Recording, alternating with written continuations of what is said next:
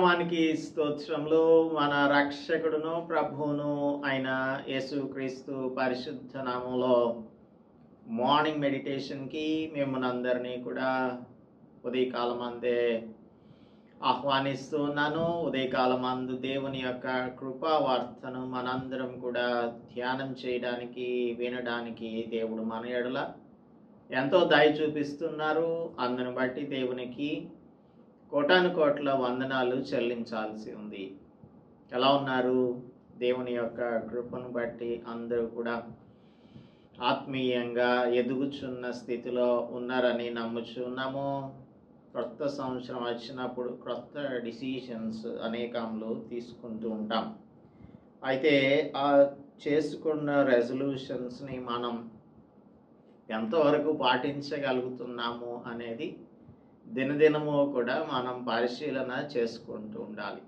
31st night decision తీసుకొని మరలా 31st night వచ్చినప్పుడు అయ్యో నేను తీసుకున్న నిర్ణయాన్ని సరిగా ఇంప్లిమెంట్ చేయలేదే అని బాధపడే కన్నా ప్రతిదినము కూడా దేవుని యొక్క మాటల చేత మన హృదయములను శుద్ధి చేసుకుంటూ ఆయన కొరకు పరిశుద్ధమైన జీవితాన్ని జీవించినట్లయితే దేవుని నామము నాకు మహిమకరంగా మన జీవితాలు ఉంటాయి.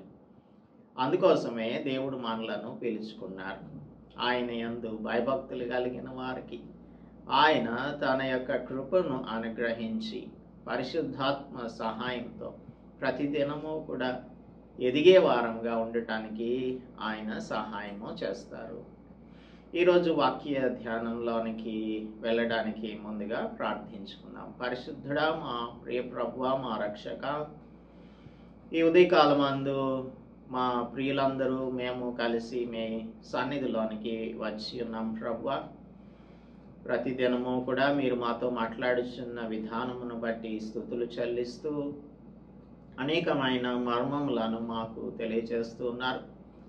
వీటన్నింటినీ మా జీవితములకు అన్వయించుకుంటూ దినదినాభివృద్ధి చెందుచు ఆత్మలో ఎదుగుచు మీ నామమును మహిమపరిచే రీతిగా మా జీవితంలో ఉన్నట్లు ఆశీర్వదించండి.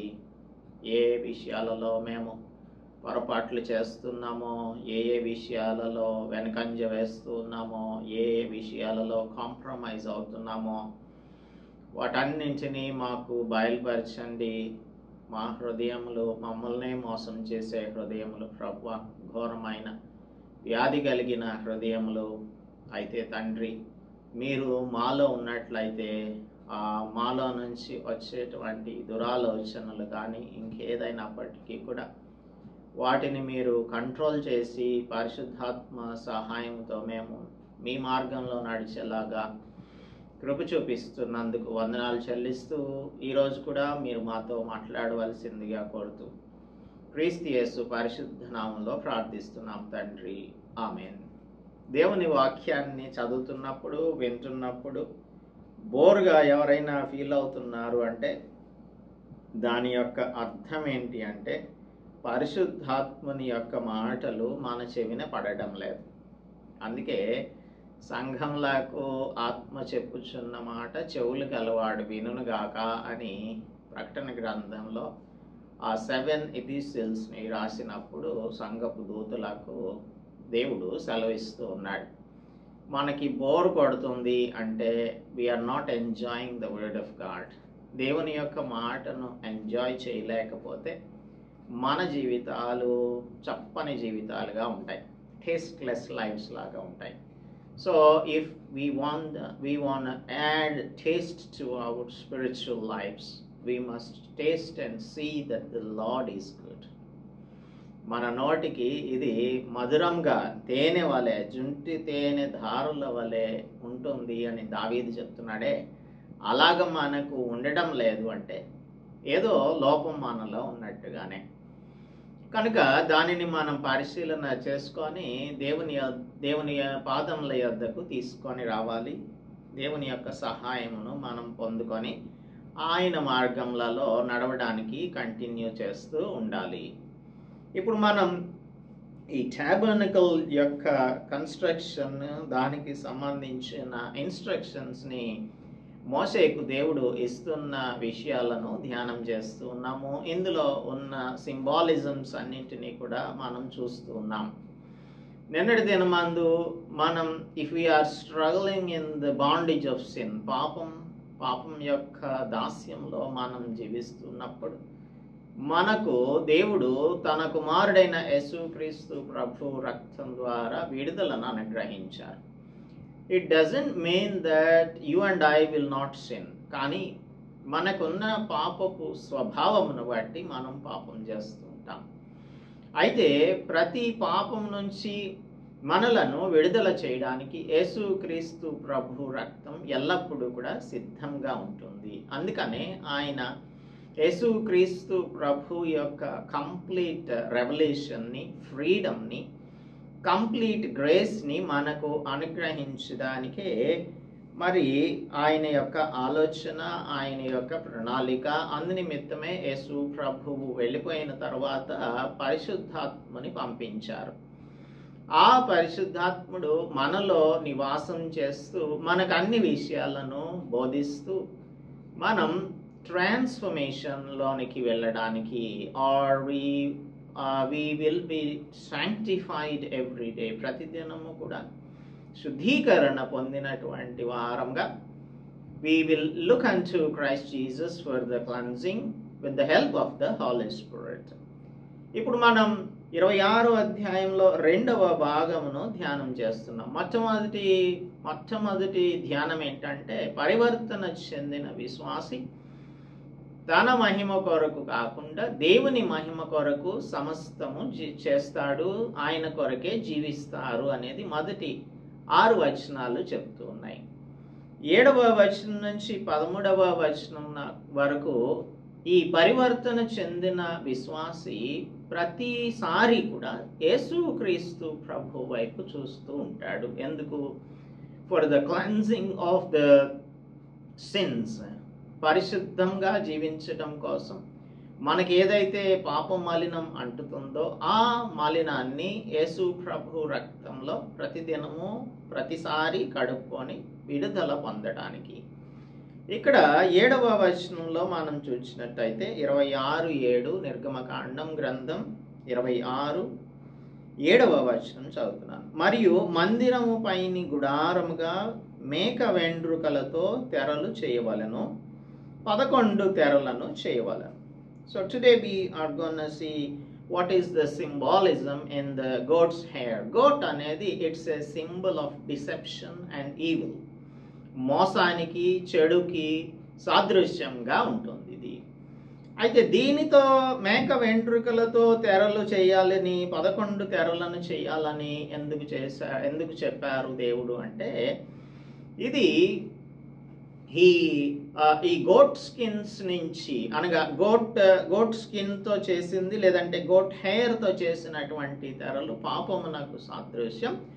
ఆ పాపమునకు యేసుక్రీస్తు ప్రభు పరిహారం చేసి మనకు సంపూర్ణమైనటువంటి విడుదలను అనుగ్రహించి పరిశుద్ధులనుగా చేస్తారు అనేది సాదృశ్యం ఇక్కడ. So goat is the symbol of deception and evil కదా, వంచనకు సాదృశ్యంగా ఉంటుంది. ఆదికాండం గ్రంథం 27వ అధ్యాయంలో ఇసాకు తన జ్యేష్ఠ కుమారుడైన ఏశావును, నీవు నా కోసం వేటకు వెళ్ళి తన కొరకు మాంసమును సిద్ధపరిచి ఆహారమును సిద్ధపరిచి తీసుకొని రమ్మని చెప్తాడు. 27వ అధ్యాయంలో చూస్తాం ఈ విషయం. అయితే నా కొరకు భోజ్యములను, రుచిగల భోజ్యములను సిద్ధపరచు అని చెప్పినప్పుడు రెబెకా ఆ విషయాలను విని ఏశావునకు కాకుండా తాను ప్రేమించుచున్న ఇసాకునకు ఆ ఆశీర్వాదములను ట్రాన్స్ఫర్ చేయించుకోవాలి అనే ఉద్దేశంతో వంచన చేసి ఏం చేసిందంటే 12వ వచనంలో అంటున్నాడు, ఒకవేళ నా తండ్రి నన్ను తడవి చూచును, అప్పుడు నేను అతని దృష్టికి వంచకునిగా తోచిన ఎడల. వంచకునిగా తోచడం ఏంటి? వంచనే కదా చేస్తున్నది అని భయపడుతున్నాడు. 16వ వచనంలో రెబెకా వాటిని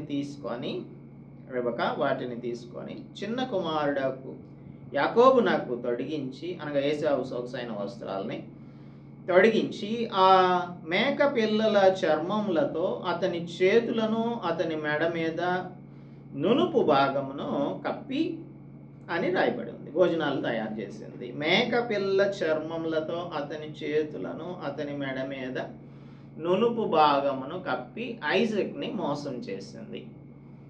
అప్పటికి ఇదేంటి ఇలాగ ఉంది, నువ్వేనా అని అంటే, అవును నేనే, జ్యేష్ఠ కుమారుడిని అని అంటున్నాడు. స్వరం యాకోబు స్వరం కానీ చేతులేమో ఏశావు చేతులుగానే ఉన్నాయి అని చెప్పి అంటూ ఉంటే, నేనే అని ఏశావు అను నా కుమారుడవు నీవేనా అని యాకోబుని అడిగితే నేనే అని చెప్తున్నాడు 24వ వచనంలో. He deceived his father. అలాగనే తర్వాత ఎప్పుడైతే ఈ విధంగా చేశాడో ఆ తర్వాత తన కుమారులే 37వ అధ్యాయంలో యోసేపును ఈ ఇష్మాయేలైట్స్కి అమ్మేసిన తర్వాత వారు ఏం చేశారంటే యోసేపు యొక్క అంగి ఉంటుంది కదా, విచిత్రపు నిలువుట అంగి చేయించాడు కదా, దానిని ఏం చేశారు, ఒక మేక పిల్లను చంపి దాని రక్తంలో ముంచి వారి తండ్రి అయిన యాకోబు దగ్గరకు తీసుకొని వచ్చి వాళ్ళు మోసం చేస్తున్నారు. తనేమో తన ఫాదర్ని మోసం చేశాడు, తననేమో తన పిల్లలు మోసం చేస్తున్నారు. అలాగే మనకు డిసెప్షన్ గురించి మాట్లాడుతున్నాం. ఈ మేక చర్మం, మేక లేదంటే మేక హెయిర్, గోట్ హెయిర్, దీనిని డిసెప్షన్గా మనం పరిగణిస్తున్నాం. సమూయేలు మొదటి గ్రంథంలో 19వ అధ్యాయంలో డేవిడ్స్ వైఫ్ మీకాలు ఉంటుంది. మీకాలు ఏం చేస్తుందంటే తన తండ్రి దావీదు కోసం వెతుకుతూ ఉన్నప్పుడు ఏం చేసిందంటే ఒక గృహ దేవతను తీసుకొని వచ్చి మంచం మీద పెట్టి మేక బొచ్చు తలపైన ఉంచి దుప్పటితో కప్పి డేవిడ్కి రోగం వచ్చింది అని సాల్ మెసెంజర్స్కి అబద్ధం చెప్పి మోసం చేస్తుంది. Again we see goat hair, ఇక్కడ మేక బొచ్చు, దాంతో డిసెప్షన్ చేస్తూ ఉంది. అలాగే మనం లేవీయ కాండంలో 16వ అధ్యాయంలో చూసినట్టయితే 2 మేక పిల్లలను తీసుకొని రావాల్సి ఉంటుంది దేవుని దగ్గరకు. లెవిటికస్ చాప్టర్ 16 16వ అధ్యాయంలో పాప పరిహారార్థ బలిగా 5వ వచనం, ఇశ్రాయేలీయుల సమాజం నుండి పాప పరిహారార్థ బలిగా 2 మేకలను, దహన బలిగా 1 పొట్టేలును తీసుకొని రావాలి. 2 మేక పిల్లలను తీసుకురావాలి. ఈ 2 మేక పిల్లల్ని ప్రత్యక్ష గుడారపు ద్వారం దగ్గర పెట్టాలి.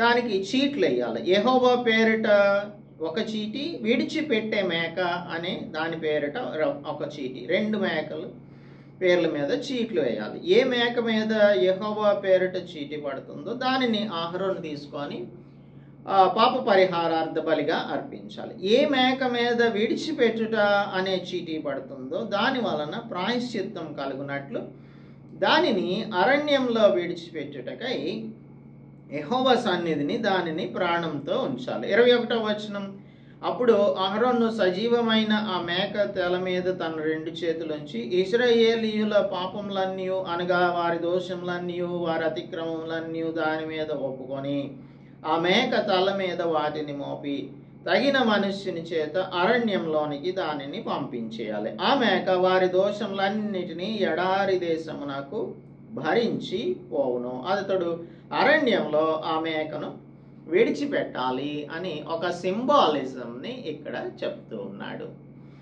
సో యేసుక్రీస్తు ప్రభువు చేసేటువంటి ఆ పాప ప్రాయశ్చిత్త కార్యమును మనకు తెలియచేయడానికి ఇదంతా కూడా చేయబడుతుంది.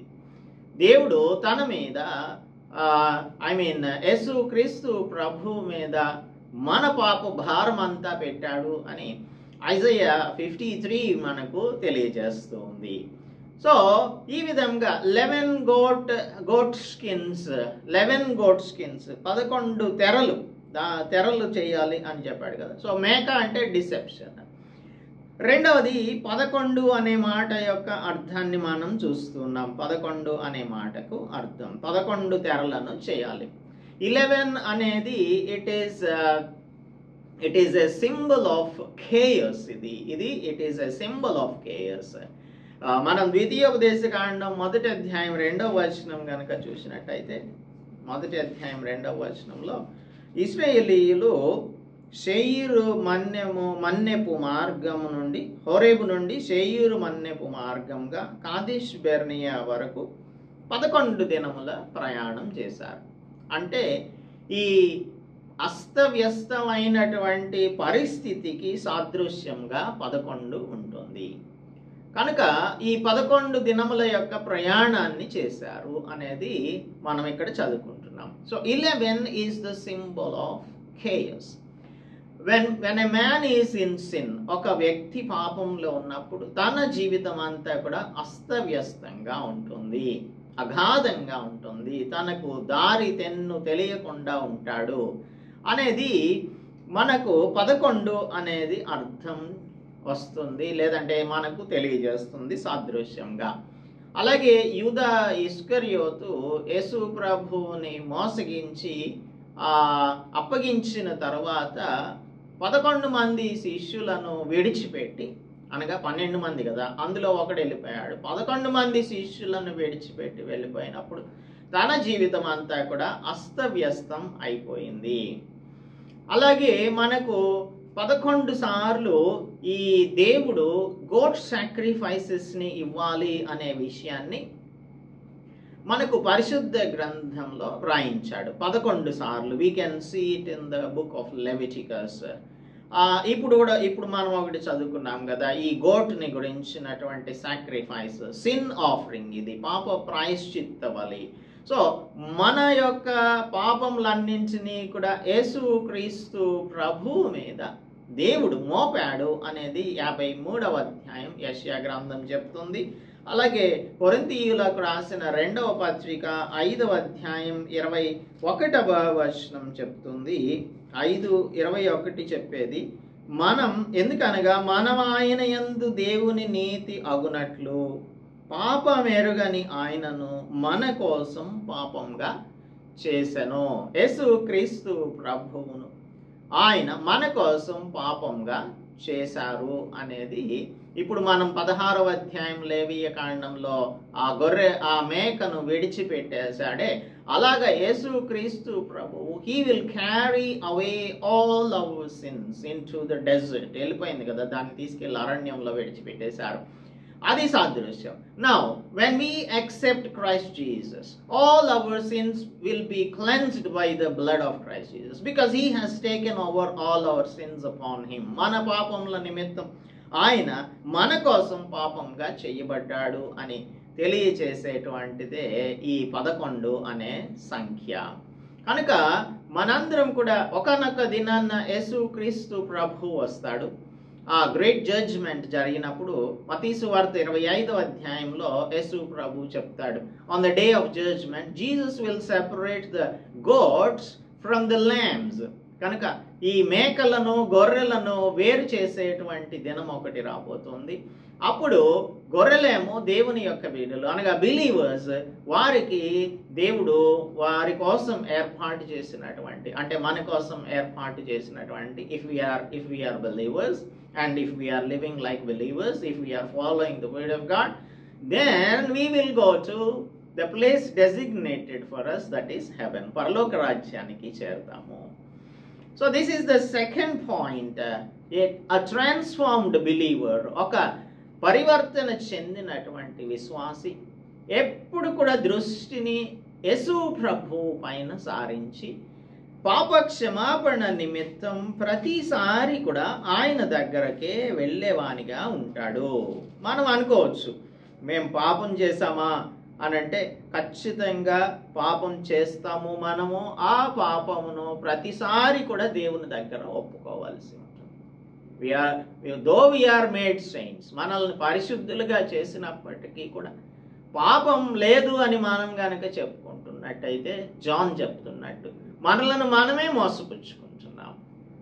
So we shouldn't deceive ourselves that there is no sin in us. There is sin, and that sin should be constantly brought to the feet of Christ Jesus in order to have cleansing. ప్రతి దినము కూడా శుద్ధీకరణ పొందేటువంటి వారంగా మనం ఉండాలి అని మనకు తెలియజేస్తుంది. So if we are living in the flesh we can not please God.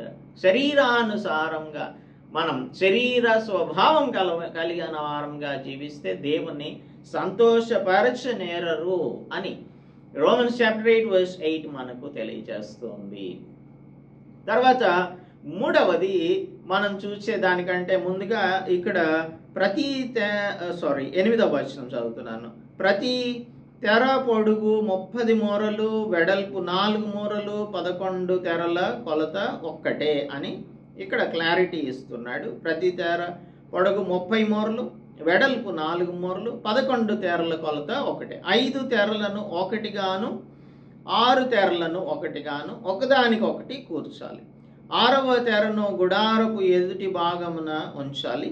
తెరల కూర్పునకు వెలుపున ఉన్న తెర అంచున 50 కొలుకులను, 2వ కూర్పునందలి తెర అంచున 50 కొలుకులను మరి చేయాలి అని చెప్పాడు. సో 50 క్లాస్ప్స్ ఆఫ్ బ్రాంజ్, ఇక్కడ ఇత్తడి గుండీలు అని ఉంది కదా, 50 ఇత్తడి గుండీలను చేసి ఒకటే గుడారం అగునట్లు ఆ గుండీలను ఆ కొలుకులకు తగిలించి దాన్ని కూర్చోవాలను. సో ఇత్తడి బ్రాంజ్ అనేది దేనికి సింబల్ అంటే it is the symbol of the judgment. We cannot take sin lightly. మనం రోమపత్రిక 6వ అధ్యాయం చెప్పిన రీతిగా మనం పాపమును మనం తక్కువగా తీసుకోకూడదు, చిన్న విషయంగా పరిగణించకూడదు. పరిశుద్ధులైనటువంటి వారు పాపం జోలికి పోకూడదు. కనుకనే ఇప్పుడు ఈ యానిమల్ సాక్రిఫైసెస్ని పెర్ఫామ్ చేసినప్పుడు వాళ్ళు ఏం చేసేవాళ్ళంటే 27th చాప్టర్లో మనం చూస్తాము, మొదటి 8 వచనాలలో the altar of burnt offering, ఇది వచ్చినప్పుడు క్లారిటీ మనం తీసుకుందాము. అయితే ఇక్కడ వారు దానికి బర్ంట్ ఆఫరింగ్ ఆల్టర్ దగ్గర ఒక దేవునికి బలిపీఠమును కట్టి దాని మీద బలిని అర్పించాల్సి ఉంటుంది. యేసుక్రీస్తు ప్రభువు మన కొరకు తాను వచ్చినప్పటికీ ఆయన ఒకానొక దినాన జడ్జ్మెంట్ని చేయబోతున్నాడు. ప్రకటన గ్రంథం 1వ అధ్యాయం 15వ వచనంలో చూస్తే యేసు ప్రభువు యొక్క కాళ్ళు మనిషి కుమారుని యొక్క పాదములు ఎలా ఉన్నాయి అంటే దే ఆర్ లైక్ బ్రాంజ్ అని రాయబడి ఇత్తడిలాగా ఉంటుంది. అందుకే యేసు ప్రభువు జడ్జ్మెంట్కి సంబంధించినటువంటి సాదృశ్యం అది. సాతానుని తన యొక్క కాళ్ళ క్రింద చీతక త్రొక్కుతాను అని యేసు ప్రభువు చెప్పారు. సో రోమన్స్ చాప్టర్ 16లో మనం దీనిని 16:20లో చదవచ్చు. కాబట్టి bronze is the symbol of జడ్జ్మెంట్కి సాదృశ్యంగా ఉంది. సో ఒక ట్రాన్స్ఫార్మ్డ్ బిలీవర్ ఎల్లప్పుడూ కూడా దేవునికి కృతజ్ఞత కలిగినటువంటి వానిగా జీవించాలి అనేది మనకు 14వ వచనము తెలియజేస్తుంది. 14వ వచనం దీనిని మనం రేపటి దినమందు ధ్యానం చేద్దాం. So this is what we have meditated today. Number 1 is goat hair. What is the symbol of goat అనేది మనం చూసాము. తర్వాత 11 సంఖ్య యొక్క అర్థం ఏంటి అనే దానిని కూడా మనం చూసాము. దేవుడు 10 ఆజ్ఞలు ఇచ్చిన తర్వాత 11 దినముల ప్రయాణం చేసిన తర్వాత వారు హోరేబు నుంచి కాదేష్ బెర్నియాకు వెళ్ళారు.